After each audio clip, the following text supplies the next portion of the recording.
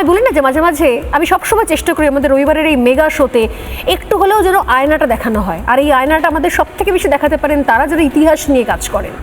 কোন জায়গায় আমরা দাঁড়িয়ে আছি সেটা সব থেকে বেশি হয়তো ভালো বলতে পারবেন যারা ইতিহাস নিয়ে কাজ করে আসছেন দীর্ঘদিন ধরে।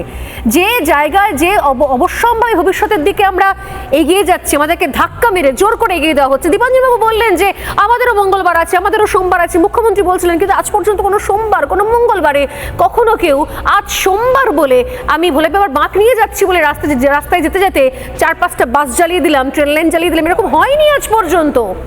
মুখ্যমন্ত্রী ভুল কম্পারিজন করছেন, ইচ্ছে করে ভুল তুলনা করছেন। আজ মঙ্গলবার বলে কয়েকটা জায়গাতে পাথর পড়ে গেল, এরকম হয়নি কখনো। কেউ দীপাঞ্জনবাবু যেটা বললেন সেটাও সিগনিফিকেন্ট। উনি বলছেন, ওনার কথা কোট ধরেই বলি যে যদি অন্য কারোর শুক্রবার হয় আমাদেরও মঙ্গলবার আছে, কিন্তু সেই ধক কি বাঙালির রয়েছে, হিন্দু বাঙালি, সেই সাহস কি আছে, না সে শিক্ষা আছে? আর যদি সেই সাহস শিক্ষা কোনোটাই না থাকে তাহলে তার পরিণাম কি হবে তা ইতিহাস আমাদের দেখিয়েছে।